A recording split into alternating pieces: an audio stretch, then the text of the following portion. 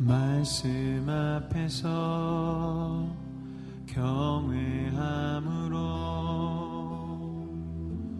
주께. 오늘 마태복음 24장 36절에서 44절까지의 말씀 가지고 처음과 끝 사이의 과정을 사는 성도라는 제목으로 말씀을 나누고자 합니다. 우리가 2주 전일까요? 2주 전에 제가 마태복음의 골격을 말씀을 드렸습니다. 그러면서 이 24장부터 예수님께서 이제 종말에 대해서 이야기를 하신다, 이렇게 말씀을 드렸습니다. 혹시 기억하고 계실까요? 네, 기억하고 있으면 여기 아니겠죠. 다 저 위에 계시겠죠. 네. 이제 24장에서부터 우리 주님께서 마지막 날에 대해서 말씀을 하십니다. 그런데 이제 그 당시 예수님이 살던 그 당시에 사람들이 마지막 때 또는 종말, 이것에 대해서 약간의 오해가 있었습니다. 그 오해는 뭐냐면, 제가 예전에도 잠깐 말씀드렸지만 예수님께서 자기들과 같이 있으면서 기적을 베푸시고 하셨잖아요. 그리고 십자가에 죽으시고 부활하신 모습까지 또 확인을 했잖아요. 그런 주님께서 내가 하늘로 올라가서 다시 내려올 때가 있다라고 말씀을 하시니까, 그 당시에 사는 사람들은 예수님의 오심을 보고, 예수님의 기적을 보고, 또 예수님의 죽으심도 보고, 예수님의 다시 사심도 보고, 또 하늘로 올라가시는 모습도 봤어요.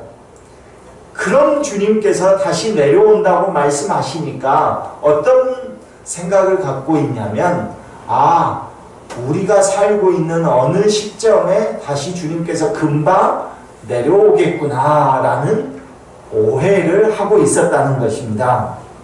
그래서 제자들, 예수님께서 손수 뽑으신 그 제자들도 늘상 시간만 있으면 예수님께 이렇게 질문을 하죠. 주님, 마지막 때가 언제입니까? 이렇게 질문을 합니다. 마지막 때가 언제입니까? 그 오해가 있기 때문에 이 말을 계속 묻고 있는 것이죠. 그래서 예수님께서는 이제 이 24장에 들어서면서 종말에 대해서, 마지막 때에 대해서 말씀하시면서 그 마지막 때에 대한 본질적인 말씀을 오늘 이제 말씀으로 시작하고 있는 것이죠. 그래서 이제 오늘 본문 37절을 보면 예수님께서 이렇게 말씀하십니다. 노아의 때와 같이 인자의 임함도 그러하리라, 이렇게 말씀하십니다. 노아의 때처럼 내가 다시 임할 거다라는 것이죠. 그럼 노아의 때에 어떤 일이 있었느냐, 그것을 우리가 한번 생각해 봐야 됩니다. 노아 이전 사람 가운데, 노아 시대나 또는 노아 바로 윗 시대에 하나님 앞에서 죽음을 당하지 않고 하나님께 올라간 사람이 있습니다. 그 사람이 누군지 혹시 기억하십니까? 죽음을 보지 않고 하나님 나라로 가신 분이 있어요. 누굽니까? 에녹입니다. 주일학교를 잘 다닌 사람은 잘 맞힐 수 있어요. 에녹입니다. 이 에녹은 죽임을 당하지 않고, 그러니까 죽지 않고 하나님께 올려서 하나님 나라에 간 사람이에요. 그런데 이 에녹이 하나님과 동행한 기간이 몇 년이라고 말을 합니까? 성경에서 에녹이 죽임을 당하지 않았어요. 그리고 하나님 나라에 갔어요. 그런데 에녹이 하나님과 동행했기 때문에 하나님 나라에 죽임을 당하지 않고 올라갔다고 했잖아요. 그런데 이 에녹이 하나님과 동행한 기간을 정확하게 성경에서는 말을 합니다. 몇 년간 하나님과 동행했더라 이렇게 말을 하는데 그 기간이 300년입니다. 그러니까 300년 동안 에녹이 하나님과 동행했더라 라고 콕 찍어서 300년이라고 이야기를 합니다. 그러면 에녹이 몇 년을 사신지 혹시 아십니까? 에녹이 몇 년을 살았는지 몇 세에 죽었는지 아십니까? 네. 성경에 몇 세라고 나오냐면 365세. 그러니까 365년을 살다가 하나님께 올라갔어요. 그러면 365년을 살았으면 에녹이 365년간 하나님과 동행했더라 이렇게 성경이 말해야 맞는데 성경은 콕 찍어가지고 에녹이 300년간 하나님과 동행했더라 이렇게 말을 해요. 그러면 65년 동안은 하나님과 동행하지 않았다는 의미가 되는 거예요. 65년 동안. 그렇다면 어떤 특별한 계기가 있어서 막 태어나서부터 65세까지는 그냥 어떤 특별한 계기 없이 그냥 막 산 거예요. 그런데 65세 때 딱 되던 해에 어떤 특별한 계기가 있어가지고 그때부터 하나님께 순종하고 하나님과 동행했다는 의미가 되잖아요. 그러면 65세 때 에녹에게 어떤 특별한 일이 일어났느냐? 바로 아들을 낳았습니다. 아들을 낳았는데 그 아들의 이름이 누구냐면 무두셀라입니다. 주일학교를 잘 다닌 사람은 알 수 있습니다. 무두셀라가 몇 년을 살았습니까? 네, 주일학교를 열심히 안 다녔군요. 네. 무두셀라가 우리 인류에 있어서 가장 오래 산 사람입니다. 969세를 살았어요. 969세. 이 무두셀라가. 그런데 이 무두셀라를 65세 때, 에녹의 65세 때 낳았는데 이름을 무두셀라라고 지었어요. 그런데 그 무두셀라라는 이름의 뜻이 너무 기묘합니다. 그 이름의 뜻이 뭐냐면 그가 죽으면 종말이 온다. 심판하신다라는 뜻이에요. 아니 아들의 이름을 짓는데 아들의 이름의 뜻을 얘 아들이 죽으면 종말이 온다라는 이름을 지을 사람이 있습니까? 그런데 성경은 하나님께서 그 이름을 지정해서 지어주실 때에는 다 의미가 있는 거거든요. 그러니까 무두셀라라는 이름을 받고 보니까 에녹이 그때부터 기가 찬 거죠. 그 아들을 볼 때마다 뭐가 생각나겠어요? 그 이름의 뜻처럼 하나님께서 이 아들이 죽으면 종말이 온다고 그런 마음을 계속 갖는 거죠. 우리는 현정이를 볼 때마다 예쁘죠. 예쁘고 참 착하고 뭐 이렇게 예쁘게 봐지는 게 정상인데 무두셀라를 볼 때마다 에녹은 어떤 마음이 들었겠어요? 얘가 죽으면 종말이 온다고? 이런 마음이 드는 거예요. 종말이 온다고? 그러면 하루 이제 잠을 자고 그 다음날 눈을 떴을 때 무두셀라가 살아있으면 다행이다. 다행이다. 생각을 했겠죠. 근데 이렇게 65세 이전 65세까지는 이 에녹이 세상 사람들처럼 그냥 살았어요. 먹고 마시고 오늘 성경에 나온 것처럼 노아 시대 때 사람들이 먹고 마시고 시집가고 장가들고 이렇게 살았어요. 에녹도. 그런데 65세 때 아들을 얻으면서 그 아들의 이름이 그가 죽으면 심판이 있다는 그 뜻을 받은 순간 그때부터 이 에녹은 하나님을 생각할 수밖에 없는 거예요. 심판이 오늘 올지 내일 올지 모르잖아요. 심판이. 그렇단 말이죠. 그러니까 무두셀라를 낳은 순간부터 이 에녹은 그 시각과 초점이 완전히 달라진 거죠. 완전히 달라진 것입니다. 무드셀라를 볼 때마다 세상 사람들처럼 내일을 담보하면서 즐겁다 이렇게 살 수가 없는 거예요. 에녹은 그 무드셀라를 볼 때마다 내일이 종말일까? 이런 마음으로 살고, 그래서 내일이 종말이 오면 어떻게 해야죠? 하나님을 열심히 믿어야죠. 하나님의 말씀에 순종해야죠. 그렇게 산 겁니다. 그러니까 성경은 300년간 그가 하나님과 동행했더라 이렇게 기록하고 있는 겁니다. 그렇다면 성도들인 우리들도 종말이 온다는 거 알아요, 몰라요?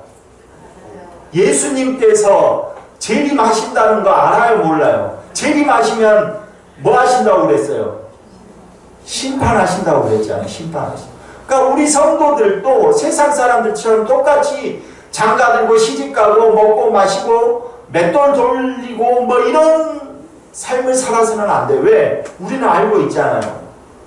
주님이 언제 오실지를 정확하게 알고 있는 거예요. 분명히 주님이 오신다는 걸 알고 있는 사람들입니다. 그래서 우리는 세상 사람들처럼 똑같이 이 땅에 있는 모든 것이 영원할 것처럼 이 땅의 것을 구하면서 살아가는 것, 그래서는 안 된다는 거예요. 물론 그것을 다 버려두고 이단들처럼 버려두고 그냥 집단으로 어디 들어가서 살아야 된다는 것이 아니라 늘 우리의 생각과 초점은 에녹과 같은 마음으로 살아야 된다는 것이죠. 우리는 신랑 대신 예수님의 신부입니다. 그러죠? 우리는 다 신부예요. 예수님의 신부입니다. 신랑 대신 예수님, 그분을 맞아들이는 신부로서 예수님께서 언제 다시 오실지 우리는 알지 못해요. 그래서 우리는 이 시간, 이 순간을 살아가고 있는 거예요. 처음과 끝 사이의 이 과정 속을 우리가 살아가고 있는 겁니다. 그런데 여기에서 예수님께서 자주 말씀하셨던 그 내용을 우리가 다시 한번 이해를 하려면 유대인들의 결혼 풍습을 잠깐 살펴보면 이 종말의 때에 대해서 우리가 쉽게 이해가 됩니다. 종말의 때에 대해서 유대인들의 결혼 풍습은 결혼을 엄밀하게 따지면 유대인들은 결혼을 2번 합니다. 결혼을 2번 한 게 아니라 예식을 2번 합니다. 첫 번째 예식은 신랑이 신부 집에 가가지고 결혼을 해요. 그것을 성경은 우리가 번역을 하면서 정혼이라고 이야기를 합니다. 그러니까 마리아와 요셉이 정혼한 사이다 이렇게 말을 하잖아요. 이게 그냥 약혼이라는 의미가 아니라 진짜 결혼식, 첫 번째 결혼식을 한 거예요. 예식을. 그런데 결혼 예식을 신부집에서 곧바로 하고 바로 첫날 밤을 보내는 것이 아니라 신랑이 다시 자기 집으로 돌아가요. 다시 아버지가 계시는 자기 집으로 돌아갑니다. 그러면 신부는 신랑이 언제 자기를 다시 데리고 올지 그 날을 고대하며 기대하며 하루하루를 살아가요. 신랑 올 날을 기대하며. 그러면 신랑은 결혼해놓고 무책임하게 아버지가 있는 자기 집으로 돌아가서 뭐를 하느냐? 신부를 데려와서 함께 살 집을 아버지 옆에다가 짓는 거예요. 그때부터 집을 짓는 겁니다. 그렇게 집을 짓는데, 그런데 집이 뭐 뚝딱, 오늘날 같이 뚝딱 지어지는 거 아니잖아요. 그러죠? 그러니까 시간이 걸리죠. 그런데 집을 다 지으면, 완공이 되면 다시 신부 집으로 가요. 신부 집으로. 그래서 신부를 데려옵니다. 그런데 같이 살 집을 다시 짓는데, 완공됐다. 이쯤 되면 살 수 있겠다라고 판단하는 것은 그 신랑이 판단을 안 해요. 누가 판단을 하냐면 자기 아버지가 보고 야, 지금 집이 제대로 잘 지어졌구나? 이제 너 분가해가지고 신부를 데려와서 여기서 잘 살아도 될 것 같아. 이 말을 하는 순간 신랑은 어떻게 하겠어요? 예, 신부 집으로 달려가는 겁니다. 이제 그때부터. 그 말을 듣는 순간부터.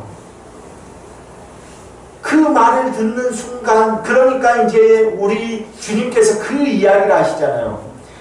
재림의 때, 그 종말의 때는 나도 모른다 라고 말을 하는 이유가 예수님께서도 아들이잖아요. 아들. 그러면서 예수님께서 제자들에게 이런 말을 하죠. 내가 하늘로 올라가는 것은 내가 너희와 함께 거할 처소를 예비하러 간다. 이렇게 말씀하시는 거거든요. 그게 뭐냐면 우리를 구원하심으로써 신부로 맞아들였어요.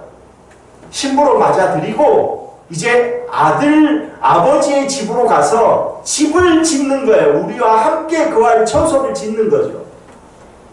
그 처소가 완공되면 하나님 아버지가 아들 예수에게 야, 이 정도면 신부를 맞아들일 집이 다 완공된 거야. 그 말은 아버지만 할 수 있기 때문에 아들인 예수도 그 날을 모르는 거예요. 그래서 그때와 그 시간을 가르쳐 달라고 이야기를 하지만 예수님이 말씀하시는 그때와 시간은 나도 모르고 너희도 모르고 오직 아버지만 아신다라고 말하는 이유가 그 이야기입니다. 즉 그렇게 예수님이 그 말씀을 하시고 신부된 우리를 맞아들이러 지금 열심히 집을 짓고 있는 거죠. 열심히 집을. 근데 우리가 성경에서 이제 보면 10처녀의 비유가 나오잖아요. 10처녀의 비유. 슬기로운 5처녀의 비유. 슬기로운 10처녀 가운데 슬기로운 5처녀는 뭐를 준비하고 있죠? 네. 불을 계속 켜놓을 수 있는 기름을 준비합니다. 기름을 잘 준비했어요. 왜 이 기름을 잘 준비하냐? 아버지가 야, 너 신부 데려와도 될 것 같아. 이제 그러면 이 아들이 그날 그 즉시 그 말 듣는 즉시로 자기가 사랑하는 신부를 데려오려고 하지. 그 좀 더 지어야 될 것 같은데 그냥 좀 더 한 2년 있다가 이런 말할 사람 없잖아요. 네, 별로 감흥이 없으십니다. 별로 사랑을 못 받으셨습니까? 신부를 데려와도 된다는 그 말을 듣자마자 이 신랑이 얼마나 뛸 듯이 기쁘겠어요. 그러니까 그 시간, 그 말을 듣는 즉시로 신부집으로 달려가는 거예요. 그러니까 항상 10처녀가 불을 준비하는 이유가 가게 되면 신랑이 신부집에 도착하면 밤이 되는 거예요. 밤이. 그러니까 그 불을 밝혀둬야죠. 그렇게 준비를 해야 된다. 우리가 10처녀의 그 비유에서 생각하는 것은 바로 그것은 결혼 예식이 신부집에서 끝난 다음에 신랑이 자기 집에서 집을 다 지어놓고 데리러 지금 오는 거예요. 그래가지고 신부를 데리러 오는 그 과정 가운데서 이 신부와 신부의 5 슬기로운 처녀가 등을 준비하는 거죠. 그러면 오늘 우리들은 어떻게 살아야 되겠어요? 예수님께서, 신랑 되신 예수님께서 우리와 결혼을 하시고 십자가에 죽으시고 부활하심으로 인해서 우리와 하나가 되시고 지금 하나님 나라에 가셨잖아요. 우리를 데리고 거할 처소를 준비하고 있잖아요. 그러면 신랑은 열심히 집을 마련하고 있는데 신부는 어떻게 살아야 되는 거예요? 신랑이 집을 짓든가 말든가 나는 열심히 나이트클럽에 가서 놀고 마지막 때를 그래야 됩니까? 그러지 않겠죠. 어떻게 살 겁니까? 그리고 신랑 맞을 준비를 하는 겁니다. 신랑 맞을 준비를 옛날에 내가 짝사랑했던 그 사람이 있으면 사진 같이 찍은 거 있으면 그것도 찢으면서 다 정리를 해야 되겠죠. 그러니까 그렇게 살아야 되는 거예요. 그러니까 오늘 우리가 처음과 끝 사이의 과정을 살고 있는 성도라고 하면 다시 예수님께서 오실 그 날, 즉 나의 신랑이 다시 오시는 그 날을 기대하며 고대하며 준비하며 살아야 된다는 거예요. 그게 마지막 때를 준비하는 우리의 자세라는 것입니다. 그러면 여러분, 지금 이제 여러분은 다 아셨어요. 아, 예수님께서 나의 신랑이 되셨구나. 지금 예수님께서 하나님 나라에 가신 것은 나와 함께 살 집, 그 하나님 나라에서 거할 집을 지으시러 가셨구나. 그 집이 완공되면 다시 이 땅에 오셔서 나를 데리고 가시겠구나. 이거 모든 걸 여러분은 이제 아셨어요. 그러면 여러분은 어떻게 하시겠습니까? 어떻게 살겠습니까? 처음과 끝 사이의 이 과정을 살고 있는 성도는 어떻게 살아야 됩니까? 그래서 오늘 성경에서 예수님께서는 깨어있으라 이렇게 말씀하십니다. 깨어있으라. 깨어있으라는 말은 야, 신랑이 언제 올지 모르는데 그냥 미련한 다섯처년처럼 기름도 준비하지 않고 잠만 퍼질러 자면 되겠냐 이 말하는 거 아니에요. 너희가 그 기름이 뭐겠어요? 그 기름. 또 다른 비유에서는 그 말하잖아요. 너희가 예복도 없이 예식에, 결혼 예식에 들어오느냐? 예복을 입고 와라 이 말이잖아요. 즉 깨어있으라는 것은 기름을 준비하면서 살아야 된다는 것이고 예복을 준비하면서 살아야 된다는 것이면 그러면 오늘 우리는 어떻게 살아야 되는 겁니까? 다시 오실 신랑을 기대하면서 이 땅의 것이 영원할 것처럼 이 땅의 것을 즐기면서 또는 나이트클럽에서 막 놀고 신랑이 언제 오든지 말든지 상관없이 그렇게 사는 겁니까? 그게 아니죠. 우리는 철저하게 주님을 고대하면서 신랑이 오기만을 고대하면서 신랑이 오면 내가 신랑에게 무엇을 줄까? 그동안에 신랑을 맞으러 오면 그때 와서 그때 결혼 예식 하는 거 보니까 허리가 몇 인치고 와이셔츠는 105 사이즈를 입고 뭐 그런 거 같더라 하면서 한 땀 한 땀 지어야 되겠죠. 예복도 만들고 그렇게 하는 거죠. 그게 바로 신랑을 맞을 준비가 된 신부로서의 자세입니다. 우리가 그냥 신앙생활을 그냥 하는 것이 아닙니다. 지금 이 예배를 드리고 우리가 기도를 하고 하나님께 헌물을 드리고 헌금을 하고 하는 이 모든 것은 신랑을 준비하는 자세로서 신랑 맞을 준비하는 자세로 살아가는 거예요. 여러분 결혼식 많이 하잖아요. 요즘 결혼할 때 뭐를 준비합니까? 남자는 오늘날에도 집을 준비하죠. 집을. 여자는 뭐를 준비합니까? 그 집에 들어갈 물건들을 잘 준비하죠. 이 땅에서도 그런 건 하잖아요. 그런데 오늘 우리는 신랑이 지금 하나님 나라에서 영원히 눈물도 또 아픔도 슬픔도 없는 그 집을 준비하고 있을 때 오늘 우리는 무엇을 준비하며 살아가야겠습니까? 그 집에서 함께 주님과 살면서 믿음이라는 재산 목록을 하나 마련해야 되고 또는 믿음이라는 TV를 하나 만들어야 되고 기도라는 어떤 밥솥을 하나 만들어야 되고 이런 것 아닙니까? 오늘 우리 유한의 성도들 모두가 다시 오실 주님의 신부로서 그날을 기다리며 신랑 되신 주님 맞을 준비로 늘 깨어있는 그런 저와 여러분 되시기를 간절히 소망합니다.